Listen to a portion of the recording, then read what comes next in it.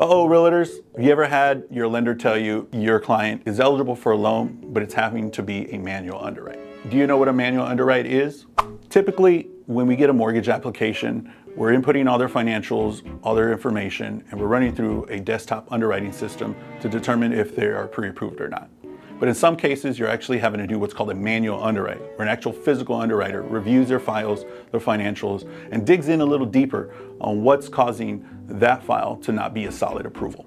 Going down this road in the manual underwrite process is going to be challenging, but at the end of the day, the reward is that you're going to obtain home ownership. Here are a few items on what you're going to look out for if you do have to go down a manual underwrite route. Debt to income ratio restrictions. You may not be able to obtain a high purchasability, but at the end of the day, it's going to be within a lesser debt to income ratio, meaning less buying power than if you were already approved. Reviewing of payment history. We're going to look back the last 12 to 24 months to determine if you've had any lates, any inquiries, or any derogatory remarks that we're going to have to address in a possible letter of explanation or further inquiry on what happened. Verification of rental or mortgage history over the last 12 months is also going to be a requirement. We have to validate that you've been making your payments on time, whether if it's to a landlord or to a mortgage company, over the last 12 or 24 months. And lastly, this can actually take longer than a 30-day process.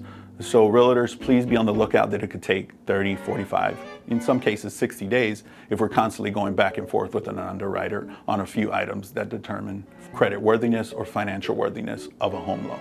Ultimately, there is a greater risk and assessment when it comes to qualifying someone for a manual underwrite, but it doesn't mean that it's not achievable. Definitely reach out to me if you want to find out more information about this or any other types of loans. We'd be happy to connect.